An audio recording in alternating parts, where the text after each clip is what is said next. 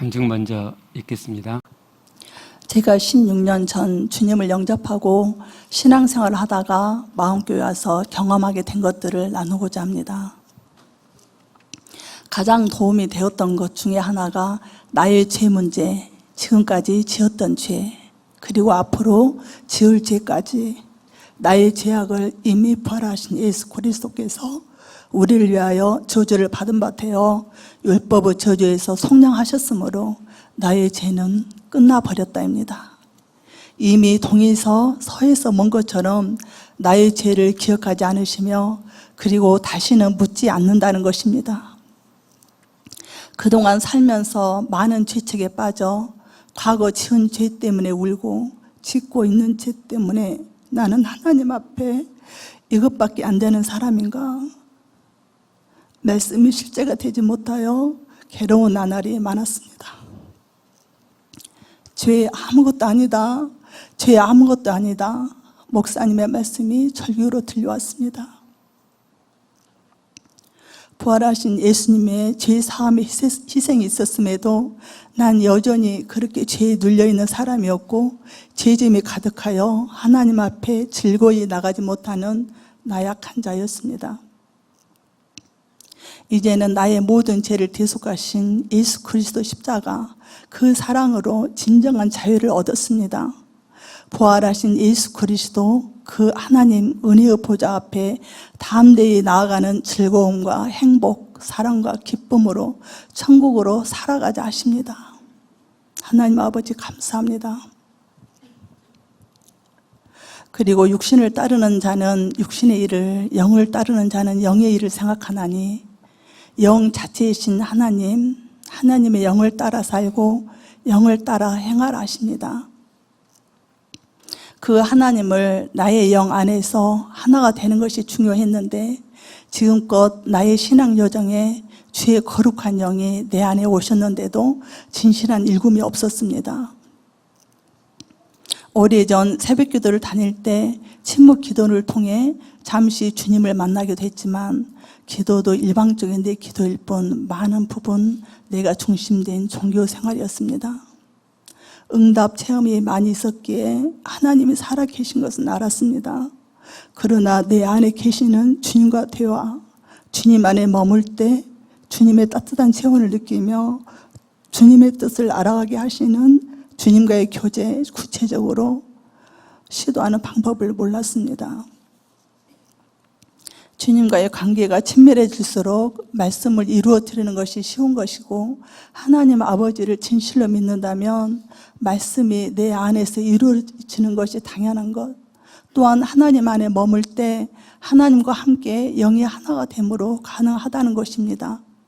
나의 본질이신 하나님을 만나고 살아계신 하나님과 함께함이 진짜 믿음, 진짜 신앙이었습니다. 내가 거룩하니 너희도 거룩하라. 내가 온전하니 너희도 온전하라.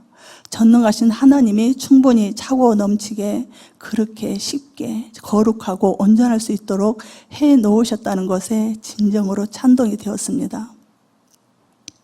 진실한 믿음으로 하나님의 아들 된 이미 하나님의 형상을 닮은 우리가 하나님과 하나 되길 원하시는 하나님의 깊은 마음이 알아집니다. 과정 중에 있는 어린아이 같은 부족함, 하나님이 잘 아시고 나의 중심을 보시는 하나님께 진심으로 중심 세우고 일구어 갈 때 이 땅에서부터 천국되는 삶으로 하나님 지점까지 인도해 가심이 선명하게 믿어집니다. 그리고 일상 묵상의 중요성을 알게 되었습니다. 이전엔 말씀을 입술에서만 혼에서만 암송했었고 시간이 지나면 잊어버리는 것이 일상이었습니다. 네 깊은 마음에 하나님께서 주신 말씀의 의미를 묵상하고 또 묵상하여 깊은 영에 녹아들 때까지 반복해서 묵상하는 것을 몰랐습니다.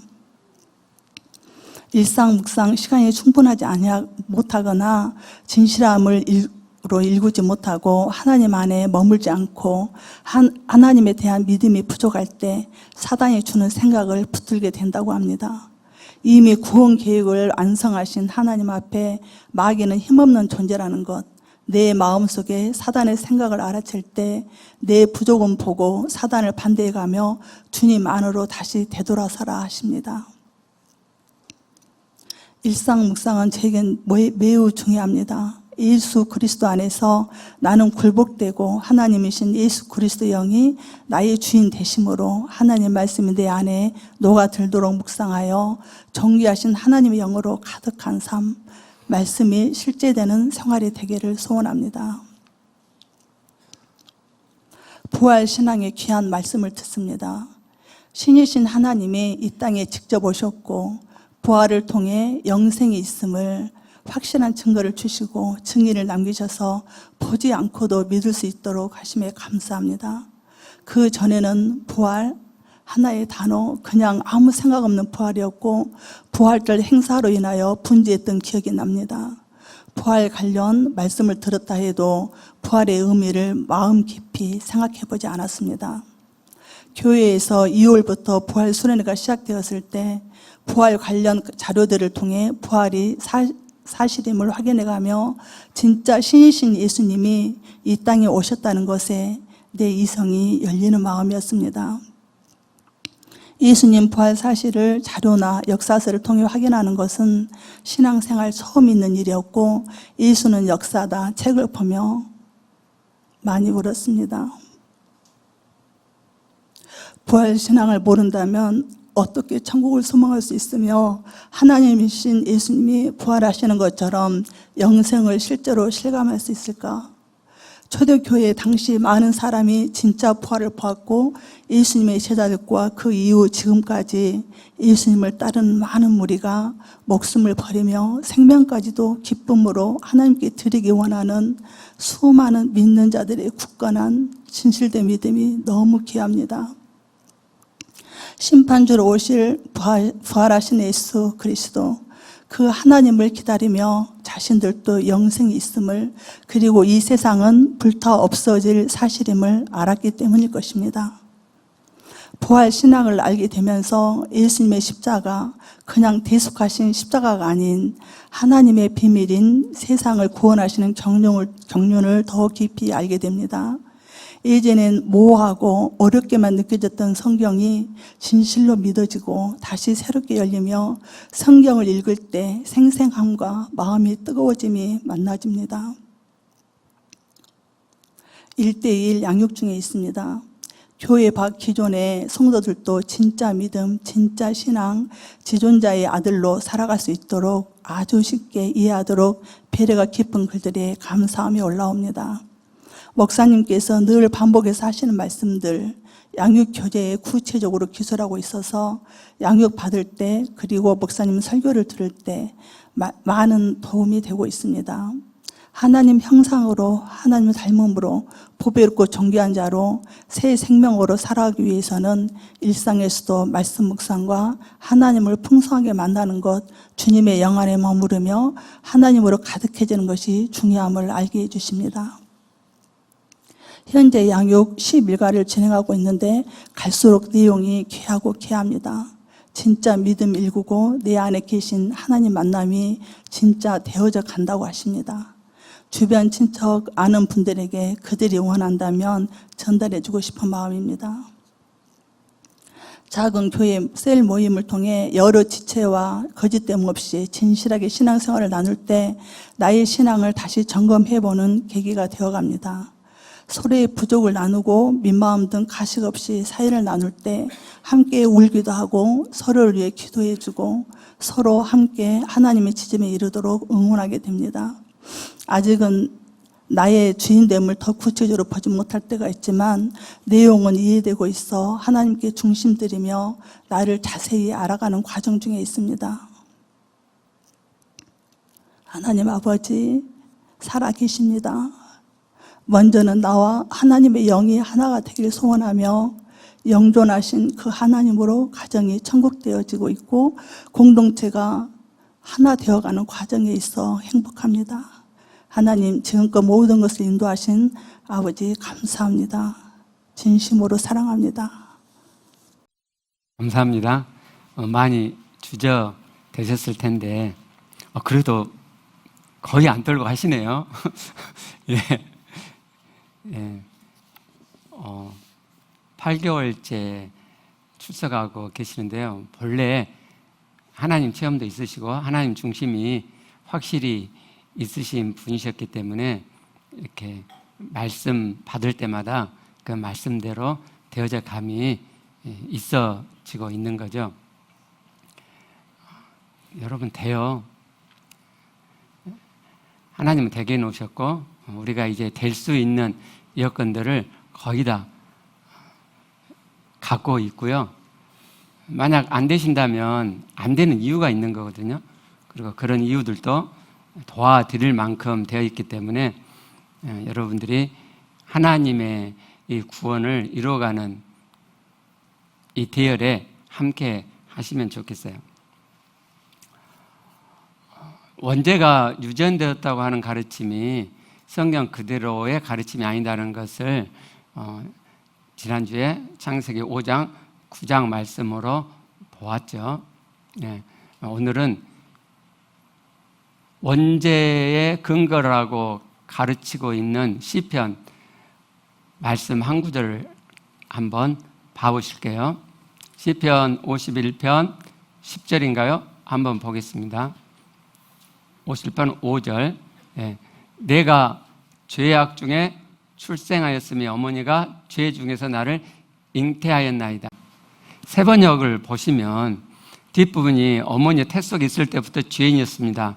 이렇게 번역되어 있잖아요. 저게 의역이란 말이에요. 이 구절이 원죄를 의미한다라고 하는 선입견을 가지고 번역한 번역이에요. 세번역이 굉장히 잘된 번역 중에 하나인데 저렇게 번역은 번역자의 그 신학이 반영이 되거든요. 우리 번역이 원문에 가까워요. 그냥 봤으니까 원문에 가까운 킹제임스 버전을 한번 볼까요?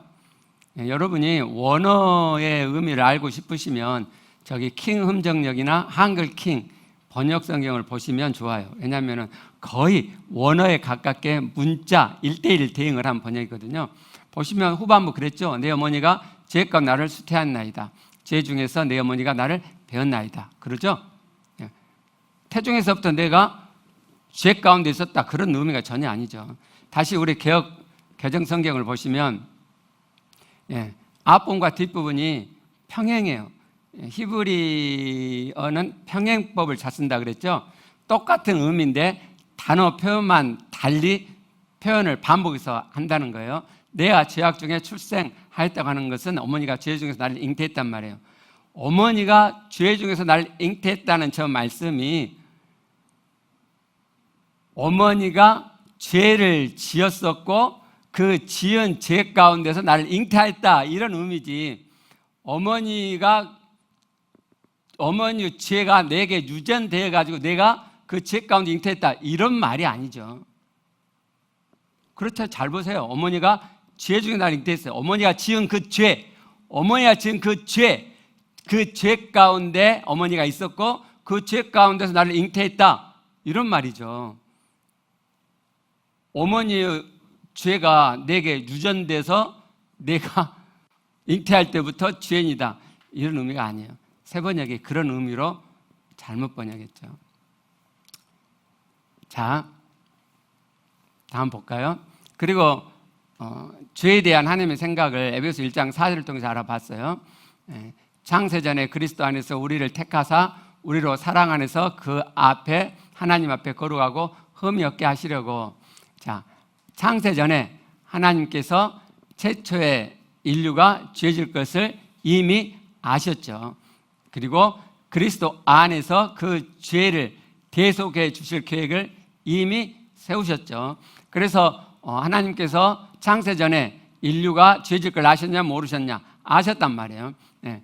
신학교에서 여기까지를 이야기하는데 그 뒤에 하나님의 구원의 경륜 속에 죄가 창세전부터 있었다라는 이 말을 안 한단 말이에요.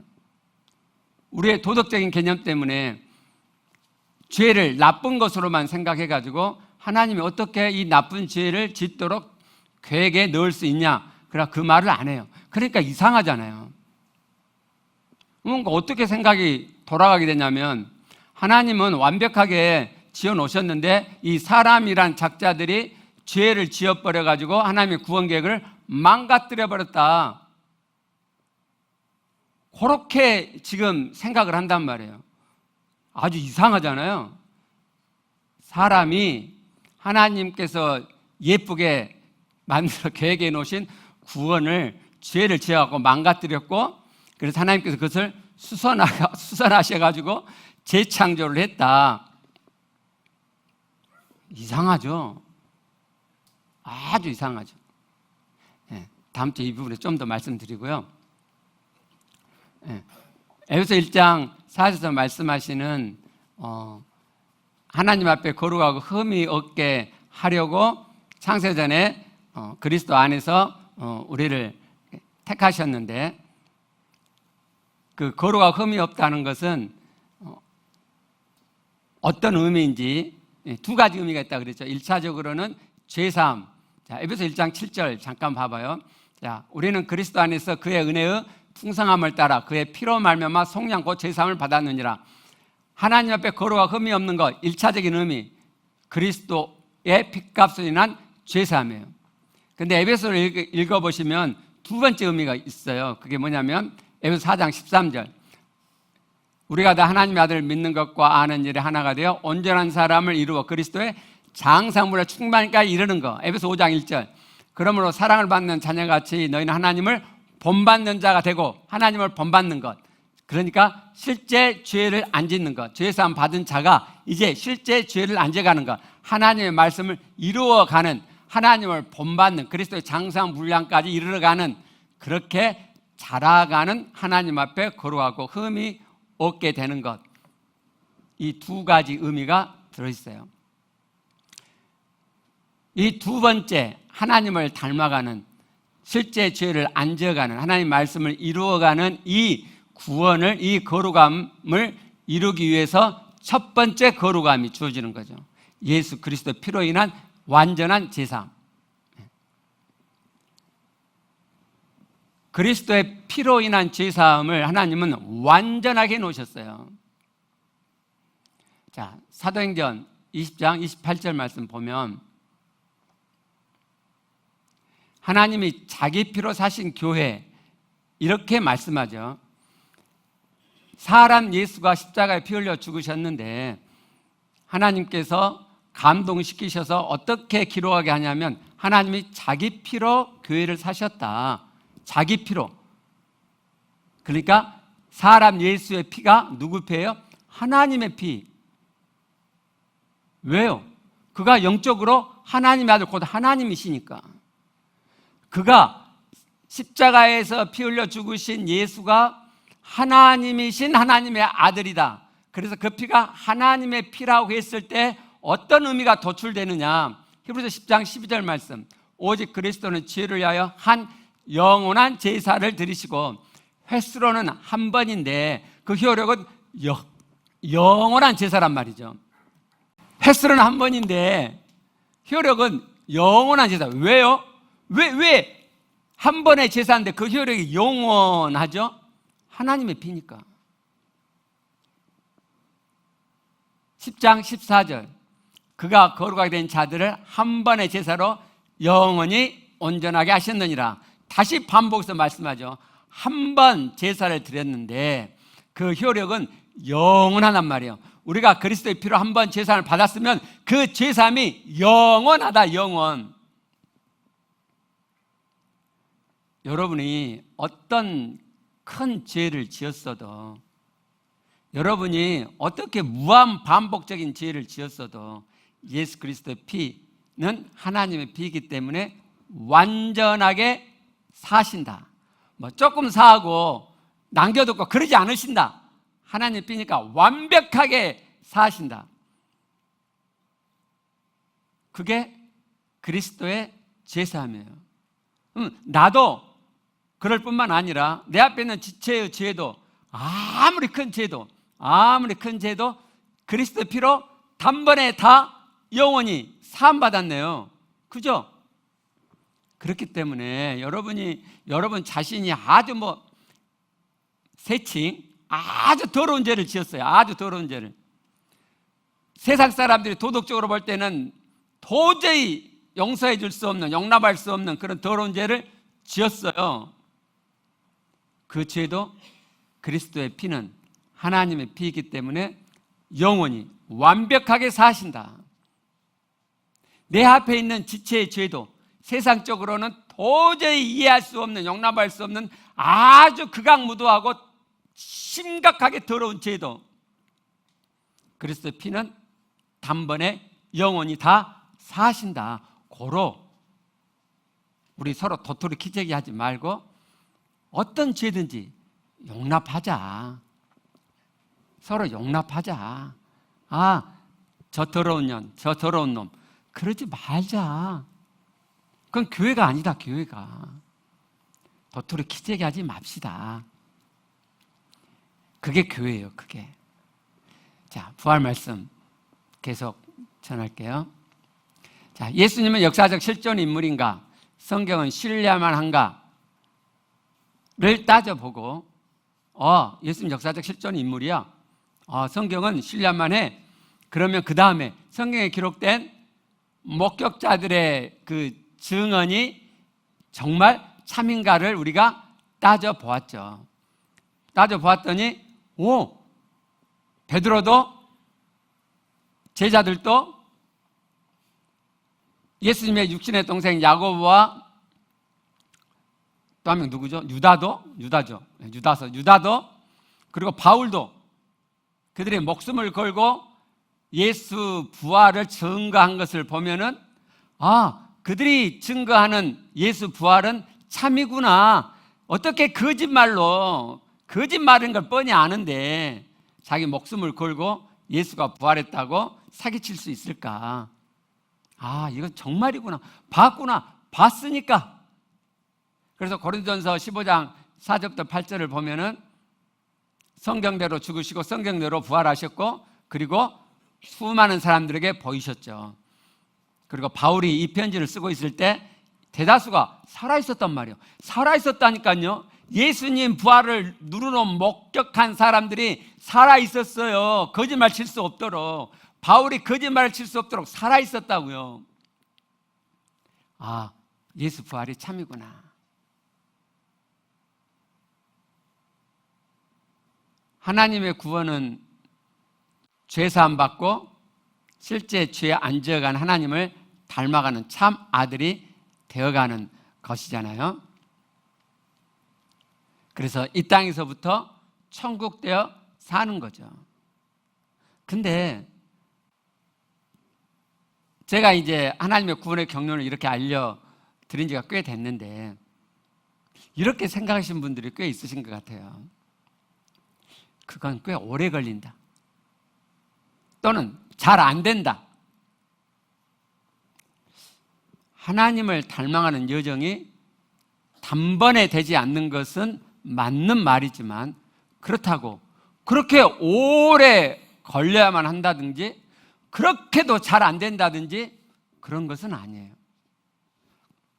오늘 말씀을 들어보시면 뭘 잘못해서 그게 안 되고 있는지, 어떻게 하면 하나님의 의도대로 하나님을 닮아가는 실제 죄에 안 지어가는 이 땅에서 천국 되어 사는 하나님의 구원을 신속하게 이뤄갈 수 있는지 그것을 아시게 될 거예요. 여러분은 어떤 삶을 원하세요? 우리 교회 대학 청년들, 중고딩들이 지금 매일 저녁 9시 30분 정도가 되면 3층 학생부실에서 모여가지고 교제를 해요. 놀라운 일이죠. 매일이요. 매일. 한두 명 모인 게 아니고요. 5명 모인 게 아니고요. 10명 이상씩 모여요. 갈수록 수가 늘어나고 있고요. 신기하죠. 네. 이 놀라운 변화는 어떤 분이 그러더라고요. 기적이다. 맞아요. 기적이에요. 이 놀라운 변화는 지난 겨울 부활 연합 수련회로부터 시작된 거거든요.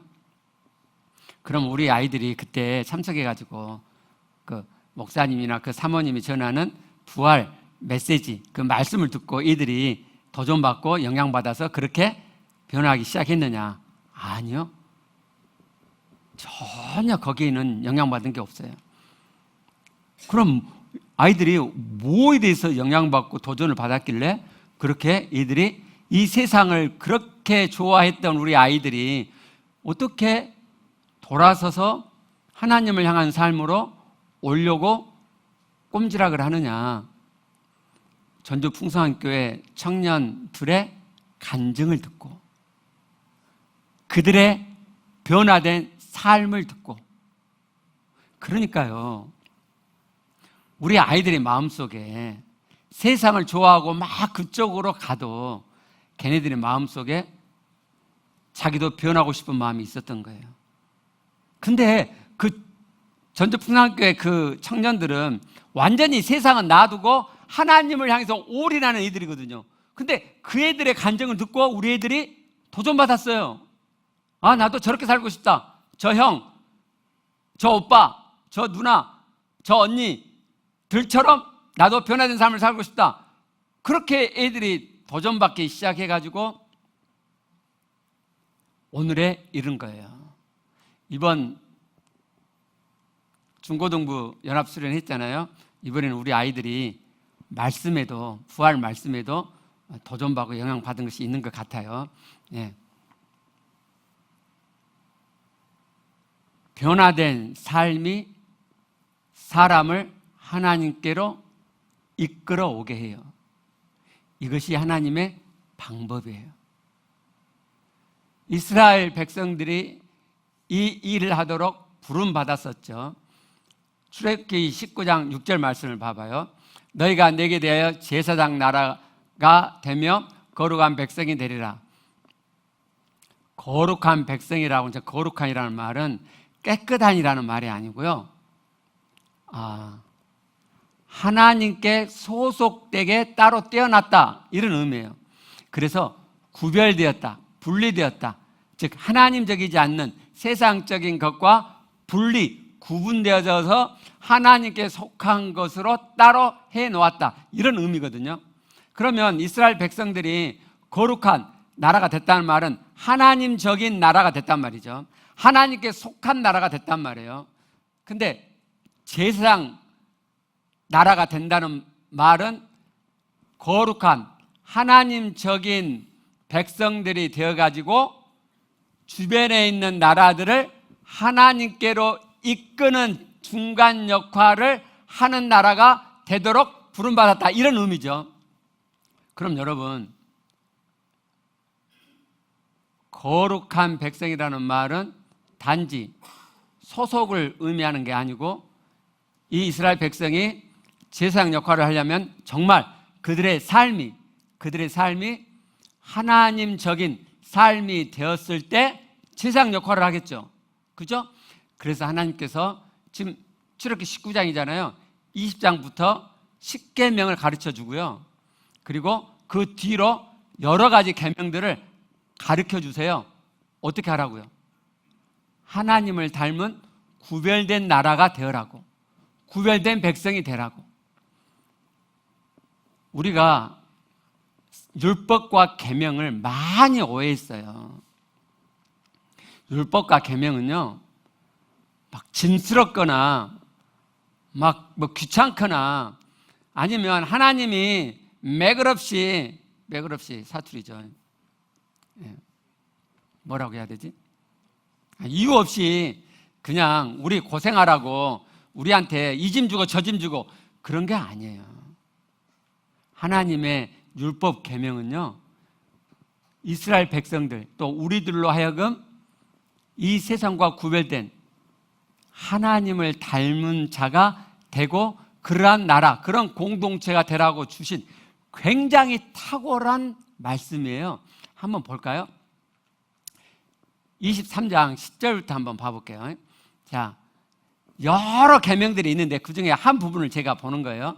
너는 6해 동안은 너의 땅에 파종하여 그 소산을 거두고 7째 해에는 까지 말고 묵혀두어서 내 백성의 가난한 자들이 먹게 하라.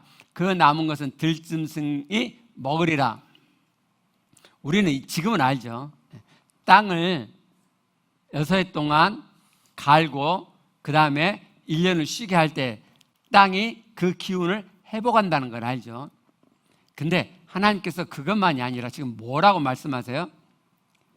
7째 날은 경작하지 마. 그냥 묵혀두어. 그러면 자연스럽게 이렇게 열매가 맺고 그런 게 있을 거 아니에요? 가난한 사람이 그걸 먹게 놔둬. 그리고 가난한 사람이 먹고 남은 것은 들짐승이 먹게 놔둬. 하나님께서 가난한 사람을 배려하는 계명을 지금 주시죠. 이게 계명이에요. 가난한 자를 먹고 살 수 있도록 이 계명을 주시는 거예요. 심지어 들짐승도 먹고 살 수 있도록 배려하는 것이 하나님의 율법이고 계명이다. 12절 말씀을 보면, 자, 엿새 동안에 내 일을 하고 7째 날에는 쉬라 그랬죠. 자, 여기는 네가 쉬어 이런 말씀이잖아요. 근데 그 뒤에 보면요, 내 소와 나귀가 쉴 것이며, 주인이 쉬어야 소와 나귀도 쉴 거 아니에요. 그리고 소와 나귀가 쉬면 그 소와 나귀를 부리는 종도 쉬죠. 그죠? 대개 남종이 이런 일을 하죠. 남종이 쉬게 돼요. 그리고 내 여종의 자식과 나그네가 숨을 돌리리라. 여러분, 고대 근동에는요, 휴일이 있었다 없었다? 휴일이 없었어요. 좋은 노예는 쉼 없이 매일 일을 하는 거예요. 그런데 저 고대 근동 시대에 하나님께서, 야, 6일 동안 일하고 7일째는 너 일하지 마. 너만 쉬는 게 아니고 다 쉬어. 다. 소, 말 다 쉬어. 그걸 부리는 남종들 다 쉬어. 여종도 쉬어. 저 나그네는 아마 일꾼일 것 같죠. 그죠? 나그네들 네 집 와서 일하고 있지. 쉬어. 모두 쉬어. 고대 근동에서는 생각할 수 없는 탁월한 계명이에요. 이스라엘 백성들이 이 계명을 따라서 그렇게 해요. 다른 나라는 매일 일하는데, 종들도 매일 일하는데 쉼이 없는데, 이스라엘 백성들은 일주일에 하루를 쉬어요. 지만 쉰 게 아니고 종들도 쉬어요. 여러분, 종들이 쉬면 어떤 일이 벌어지겠어요? 매일 일해요. 엄마도, 남종도, 여종도 매일 일해요. 근데 일주일 하루 딱 쉬어요. 그럼 가정이 서로 함께하는 시간이 나오겠죠? 그죠? 이스라엘 백성들이 이렇게 살고 있는 거예요.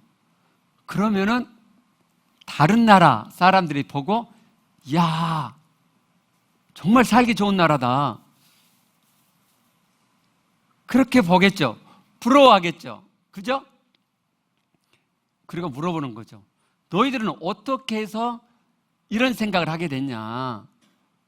어떻게 해서 그 주인한테 너는 손해볼 수 있는데 어떻게 하루를 쉼으로써 너도 쉴 뿐만 아니라 너희 종들이 쉬고, 그래서 가정의 시간도 만들어지고, 어떻게 너는 이런 생각을 할 수 있었냐? 그러면 이스라엘 백성이 뭐라고 했겠어요?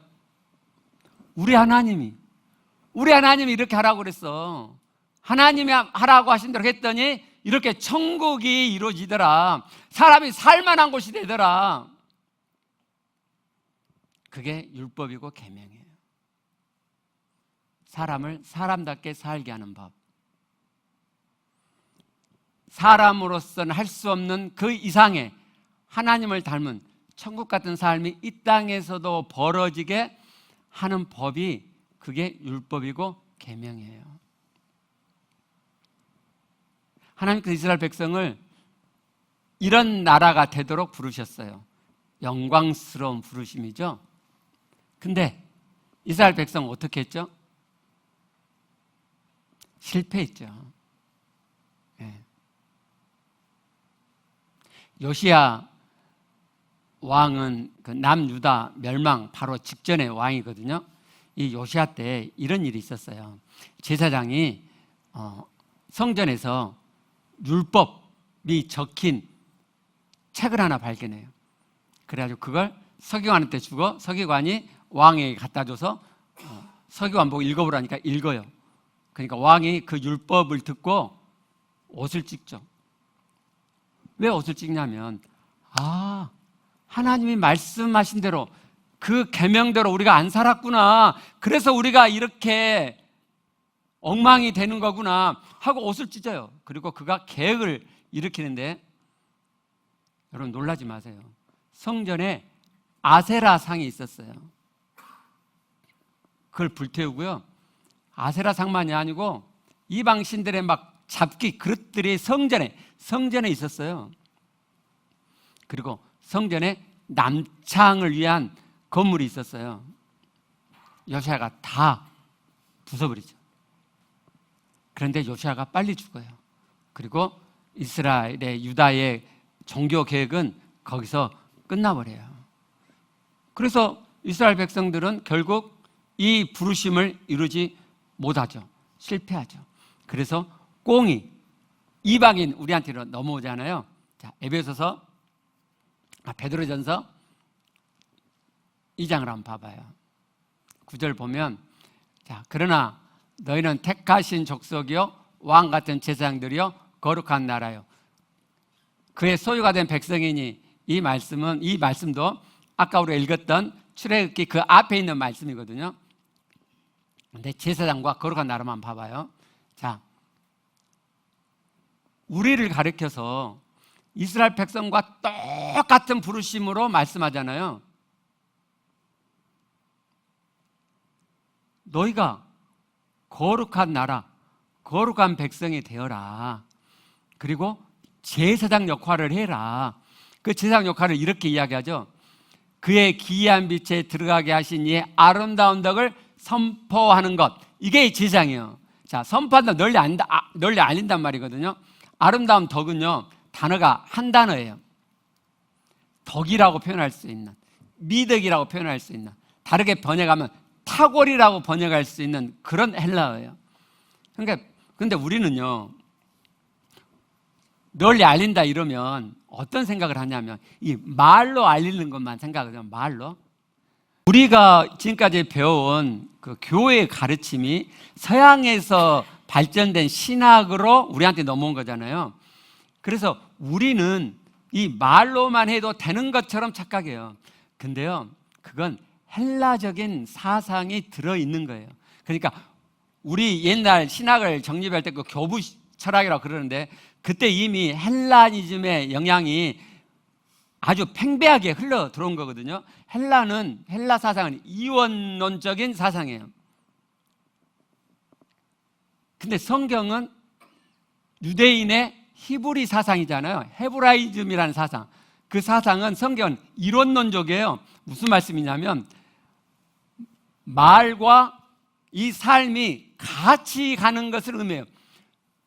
출애굽기 아까 19장 보셨던 것처럼 거기서 이스라엘 백성들이 제사장 역할을 하는 것은 말로 하는 게 아니고 하나님의 말씀을 가져와서 그 말씀이 이루므로 하나님적인 구별된 삶을 살고 그래서 제사장 역할을 하는 거잖아요.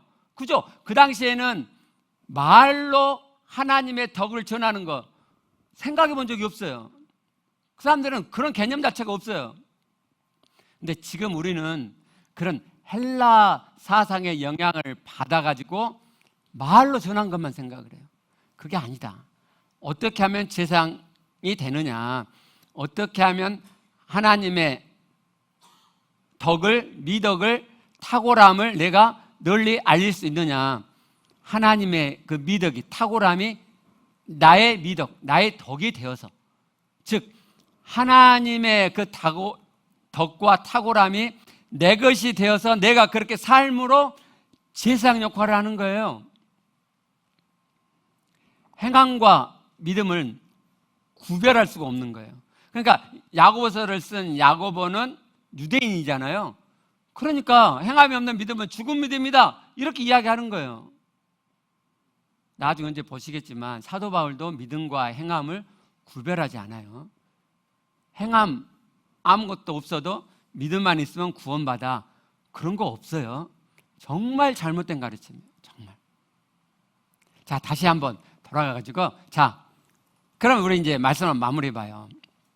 자, 어떻게 하면 이 영광스러운 부르심, 내 삶이 변해가지고 내 삶에 하나님의 탁월함이 흘러 들어와서 내 삶이 하나님처럼 탁월한 자가 되어서, 그래서 하나님을 전하는, 나를 보고 하나님께로 돌아오게 하는 제사장 역할을 할 수 있게 되는가?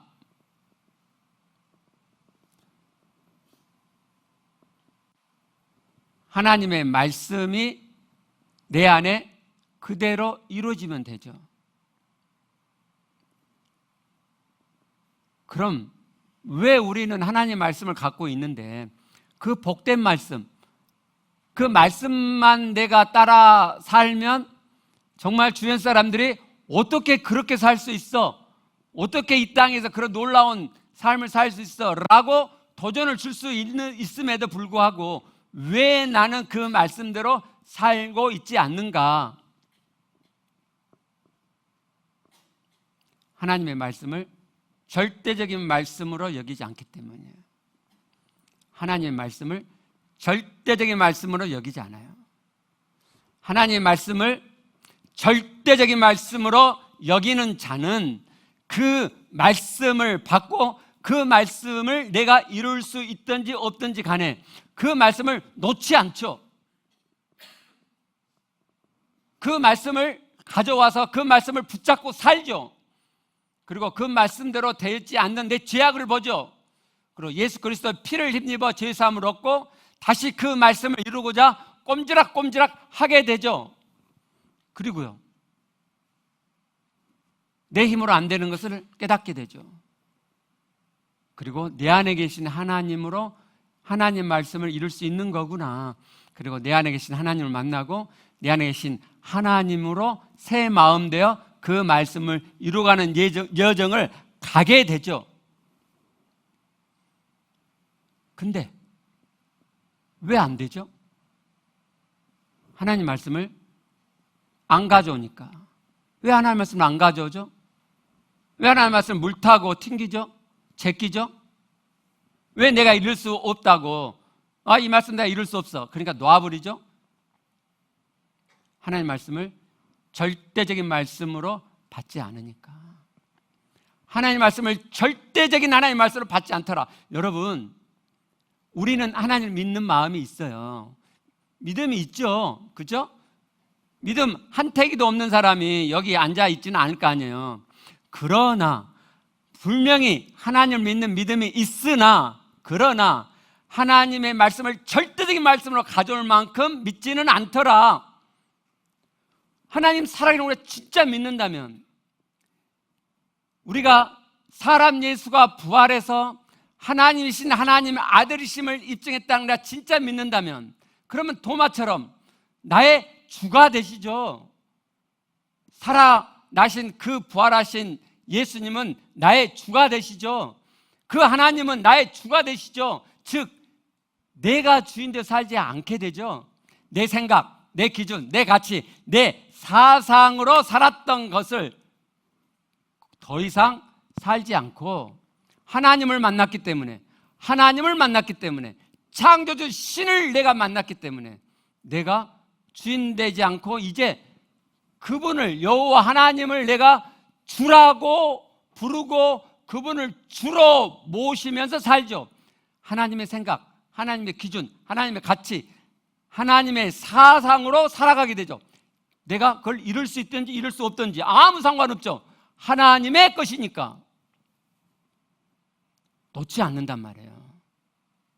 근데 사람들이 놓더라. 그리고 거기다 침묵하더라.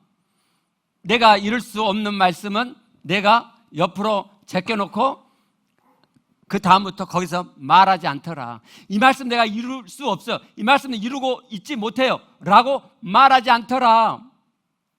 그래서 안 되는 거예요. 그래서 하나님이 복잡하게 해놓고 어렵게 해놓은 게 아니에요. 여러분이 지금부터 하나님의 말씀, 내가 이루지 못한 하나님의 말씀을 하나하나 가져와 보세요. 그리고 그 말씀을 이루고자 꼼질하게 해보세요. 하나님이 되게 해주세요. 여러분이 노니까 그렇죠. 제가 제 아내와 관계에서 부부의 하나됨의 말씀을 제가 놔버렸으면 지금 제 아내와 하나 되어 가고 있겠어요? 안 되죠. 그러면 저하고 제 아내는 굉장히 서로 쿵짝이 잘 맞아갖고, 여러분 벌써 웃으시잖아요. 상극이라니까요. 상극. 상극인데 하나가 된단 말이에요. 왜요? 하나님 말씀을 포기하지 않았으니까. 하나님 말씀 물타지 않았으니까. 하나님 말씀을 그대로 가져왔으니까. 하나님 말씀은 창조주 살아계신 여호와의 말씀이세요. 그럼 그 말씀은 내가 주라고 부르는 분의 말씀이고, 그럼 그 말씀은 절대적인 말씀이죠. 부활하신 예수 그리스도를 만난 사람은 부활하신 예수님을 나의 주로 모시죠. 그 주님의 말씀이세요. 그러면 그분의 말씀이 절대적인 말씀이 되는 거죠. 그렇죠? 근데 우리가 그렇지 않더라. 오늘도 한번 나의 주대심의 신앙을 점검해 보시고 다시 세워가시면 어때요? 나의 주, 나의 하나님이십니다. 여호와 하나님, 나의 주, 나의 하나님이십니다. 부활하신 예수 그리스도, 나의 주, 나의 하나님이십니다. 지금부터 당신이 주신 말씀은 절대적인 말씀으로 제가 받겠습니다. 제가 그 말씀을 이룰 수 있든지 없든지, 아니 아무 상관없이 하나님의 말씀, 절대적인 말씀으로 가져와 놓지 않고 붙잡고 한 걸음 한 걸음 뚜벅뚜벅 꼼질하게 가겠습니다. 저는요, 요즘 항상 기뻐하라, 쉬지 말고 기도하라, 범사에 감사하라는 말씀을 내가 물타고 있었구나 라고 깨닫고 그 말씀을 하나님의 절대적인 말씀으로 가져오고 있어요. 여러분도 말씀 하나하나씩 그렇게 해가시길 바라요. 기도하시겠습니다.